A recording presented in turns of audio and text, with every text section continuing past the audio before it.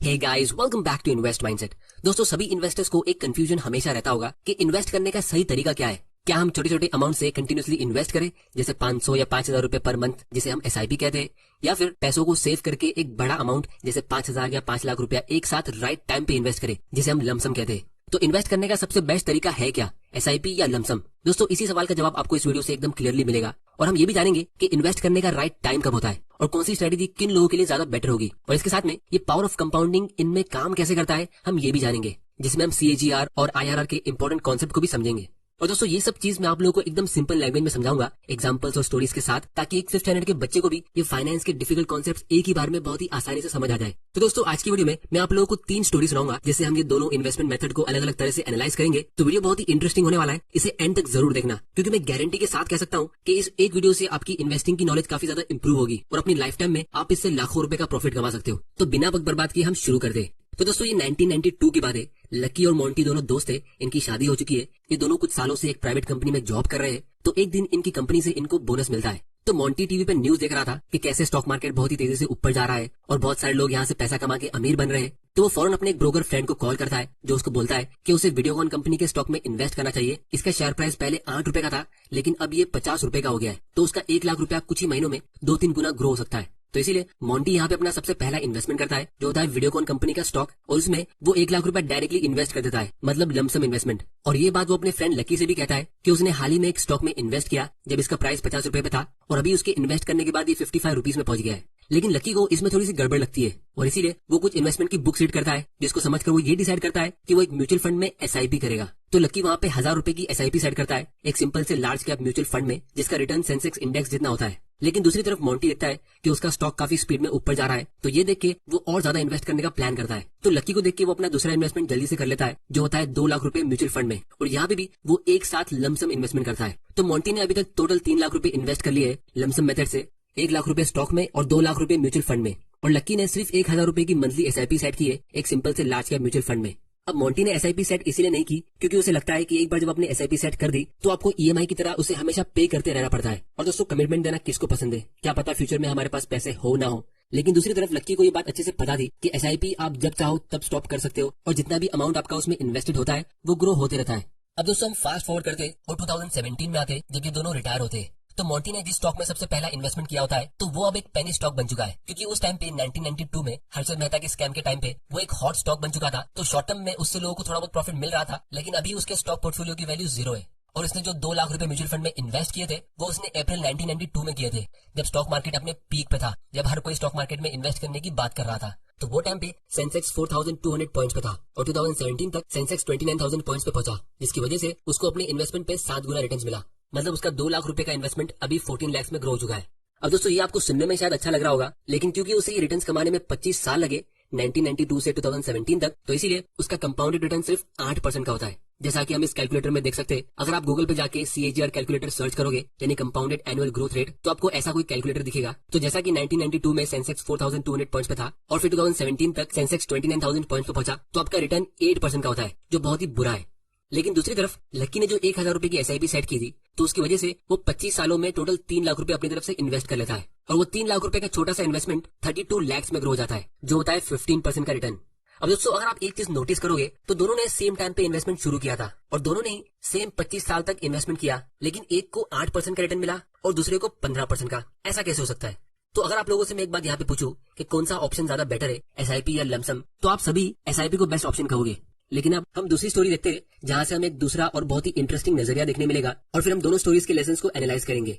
तो अब हम 1992 से 15 साल आगे फास्ट फॉरवर्ड करते और 2008 में आते। इस स्टोरी में हम रॉकी और सनी से मिलते। तो रॉकी को उसके डैड 2 लाख रुपए देते एक न्यू रॉयल इनफील्ड बाइक खरीदने के लिए, और सनी को भी 2 लाख रुपए उसके डैड से मिलते। तो सनी यहाँ पे पहली फुर्सत में 1,90,000 की एक बाइक खरीद लेता है। तब उसके डैडी उससे कहते कि देख, तुझे बचे हुए 10,000 रुपए को कहीं पे इन्वेस्ट कर लेना चाहिए, और क्योंकि तेरा जॉब लग गया है तो तुझे कोई एफडी या एसआईपी कर लेनी चाहिए। तो सनी यहाँ पे समझदारी के साथ एक लार्ज कैप म्यूचुअल फंड में 5,000 रुपए की एसआईपी सेट कर लेता है। और दूसरी तरफ जब रॉकी बाइक खरीदने के लिए घर से निकलने वाला होता है, तब वो देखता है कि उसके डैडी टीवी पे न्यूज देख रहे हैं कि स्टॉक मार्केट बुरी तरह क्रैश हो गया है और बहुत लोगों को जॉब से निकाला जा रहा है। लोग देश की हालत देख के बहुत डर रहे हैं। सेंसेक्स 50% नीचे गिर चुका है और लोगों को लग रहा है कि ये और ज्यादा नीचे गिरेगा।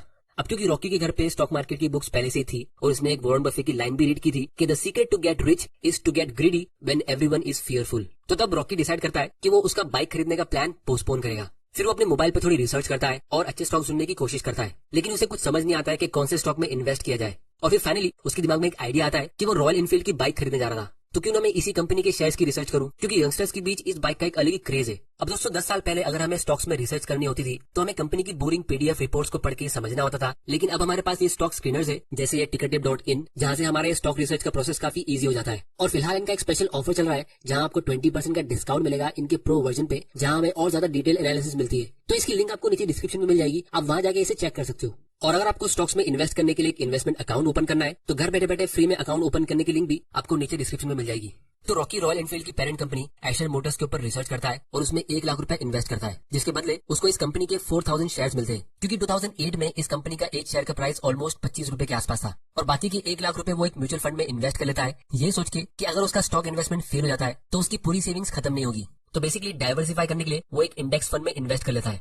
और उसने यहाँ पे कोई भी एसआईपी सेट नहीं की है, मतलब जब भी उसकी सैलरी आ रही थी तो वो उसे पूरी तरह एंजॉय कर रहा था और कोई भी सेविंग्स नहीं कर रहा था। और ये देख के सनी मनी मन सोचता था कि ये तो आज मजे कर रहा है, लेकिन इसे फ्यूचर में पता चलेगा कि ये कितनी बड़ी मिस्टेक कर रहा है। तो अब हम 10 साल आगे फास्ट फॉरवर्ड करते और 2018 में आते और देखते हैं कि इन दोनों ने कितना प्रॉफिट कमाया। तो सबसे पहले हम सनी की बात करते हैं। उसने 10 साल में यानी 2008 से लेकर 2018 तक 5-5 हजार की मंथली एसआईपी के जरिए टोटल 6 लाख रुपए इन्वेस्ट कर दिए। उसे बीच में काफी बार मन किया कि वो अपनी एसआईपी को रोक दे, क्योंकि मार्केट कंडीशन बीच बीच में खराब हो रही थी, लेकिन फिर भी उसने डिसिप्लिन के साथ अपनी एसआईपी चलने दी और अभी उसके पोर्टफोलियो की वैल्यू 10.3 लाख की है, मतलब उसे 4 लाख रुपए का प्रॉफिट मिला, जो होता है सिर्फ 10% का रिटर्न।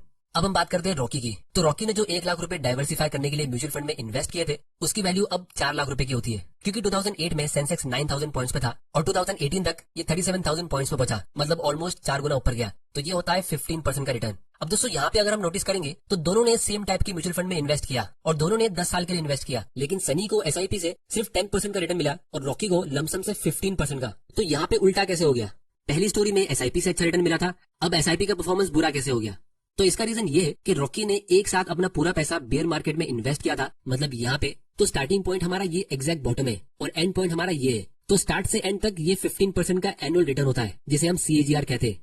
लेकिन सनी ने जब मार्केट क्रैश हुआ था और वो इन्वेस्ट करने का सबसे बेस्ट टाइम था, तो उसने वो टाइम पे सिर्फ 5000 रुपए इन्वेस्ट किए थे। फिर अगले महीने जब मार्केट थोड़ा सा रिकवर हुआ तो एसआईपी के जरिए उसने फिर से 5000 रुपए इन्वेस्ट किए और इसी तरह जब मार्केट ऊपर जाता रहा तो उसकी एसआईपी के जरिए उसके 5-5 हजार रुपए इन्वेस्ट होते गए। तो इसीलिए रॉकी के मुकाबले उसने अपने म्यूचुअल फंड्स को बाय करने के लिए ज्यादा प्राइस पे किया। तो ये जो सनी का 10% रिटर्न था, इसे हम IRR कहते हैं, यानी इंटरनल रेट ऑफ रिटर्न। मतलब आपके इंटरनली जितने भी मल्टीपल इन्वेस्टमेंट्स हुए ये उसका एक एवरेज निकालता है, क्योंकि एसआईपी में हमेशा मल्टीपल इन्वेस्टमेंट्स होते हैं, क्योंकि आप हर महीने बाइंग करते हो, तो इसीलिए इसमें हमेशा IRR कैलकुलेट होता है और वन टाइम इन्वेस्टमेंट में हमेशा CAGR कैलकुलेट होता है। अब इसको हम थोड़ा और डिटेल में नेक्स्ट स्टोरी में समझेंगे, जिससे आपका सारा डाउट क्लियर हो जाएगा। और दोस्तों एक और बहुत ही इंपॉर्टेंट चीज नोट करने वाली ये है कि अगर सनी ने बुरे मार्केट कंडीशन में डर के अपनी एसआईपी स्टॉप की होती और सिर्फ तभी अपनी एसआईपी कंटिन्यू रखी होती जब मार्केट अच्छा कर रहा था, तो उसको 10% से भी कम रिटर्न मिलता, 6% या 5% या शायद उससे भी कम।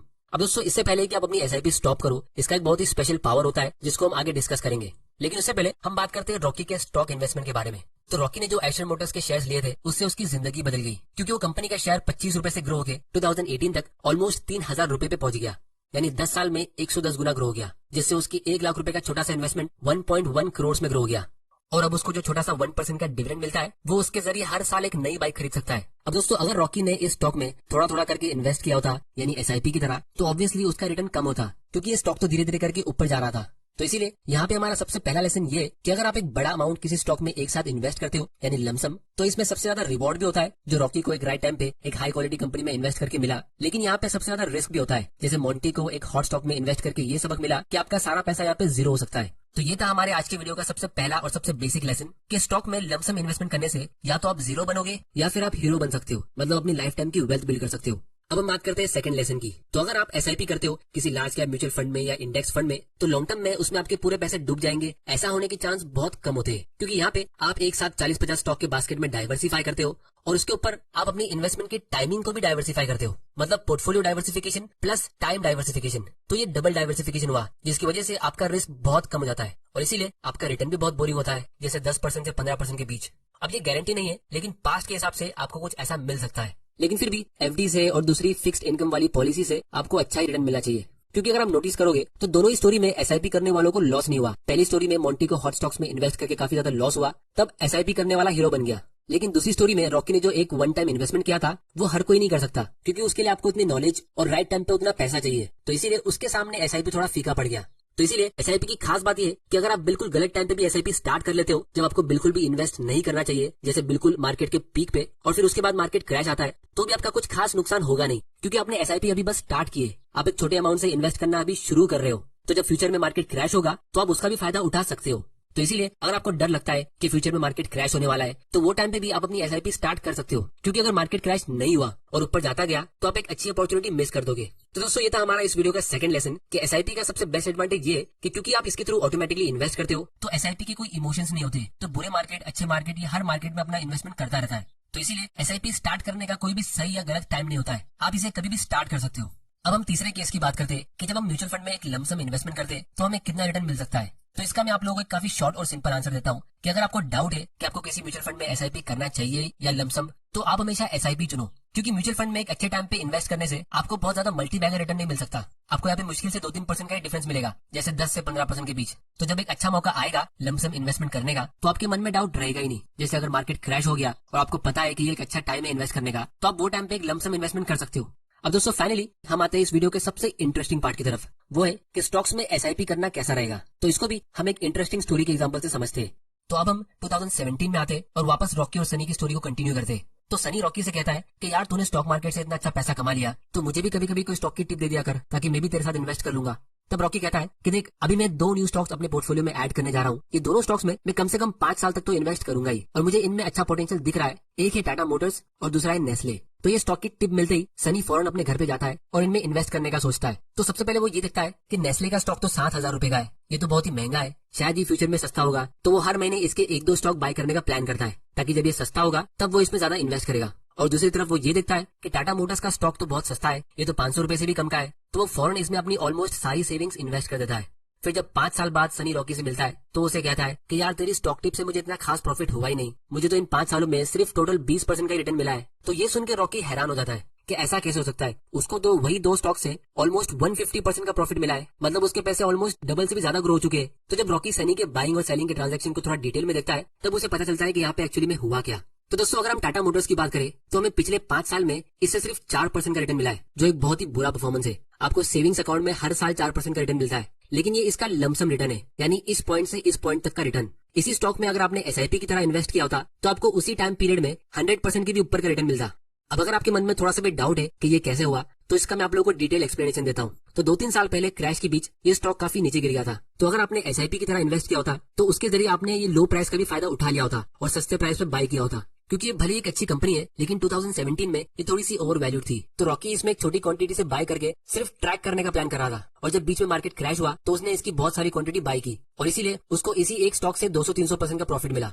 और दूसरी तरफ रॉकी ने नेस्ले में एक साथ एक बड़ा अमाउंट इन्वेस्ट किया था, क्योंकि वो पिछले 10 साल से इस कंपनी का वेट कर रहा था कि कब ये अच्छे वैल्यूएशन पे मिले ताकि वो इसे बाय कर सके। और फाइनली जब मैगी क्राइसिस की वजह से 2015 में एक कंपनी प्रॉब्लम में फंसी तो इसका शेयर प्राइस नीचे गिर गया था, और फिर 2017 तक ये ऑलमोस्ट फ्लैट रहा। तो उस टाइम पे ये एक अच्छी बाइंग अपॉर्चुनिटी थी। तो ऐसे टाइम पे एक वन टाइम यानी लमसम इन्वेस्टमेंट करना परफेक्ट होता है, क्योंकि दोस्तों ये एक हाई क्वालिटी का एफएमसीजी स्टॉक है जो पिछले 20-30 सालों से हमेशा ओवर वैल्यूड रहा है। तो जो भी स्मार्ट इन्वेस्टर्स होते हैं उनको पता है कि बहुत ही जल्द ये कंपनी अपनी प्रॉब्लम को सॉल्व करेगी और फिर से स्ट्रांग हो जाएगी। तो उस टाइम पे इसमें एसआईपी करना इतना स्मार्ट डिसीजन नहीं होता। तो इसीलिए अगर हम इसी कंपनी का 5 साल का लमसम रिटर्न देखेंगे तो ये 160% का होता है, लेकिन इसी 5 साल में एसआईपी का रिटर्न सिर्फ 38% होता है, जो आईआरआर होता है, मतलब आपका इंटरनल रिटर्न, क्योंकि आपने अच्छे टाइम पे ज्यादा इन्वेस्ट नहीं किया था। तो बेसिकली रॉकी ने नेस्ले में लमसम इन्वेस्टमेंट किया और टाटा मोटर्स में एसआईपी की तरह, जिसकी वजह से उसका पोर्टफोलियो वही 5 साल में 2-3 गुना ऊपर चला गया, मतलब 200-300% ऊपर। लेकिन सनी अपना टिपिकल बिगिनर माइंड यूज करके इसका उल्टा करता है और अच्छे स्टॉक की टिप मिलने के बाद भी सिर्फ 20-30% का रिटर्न कमा पाता है।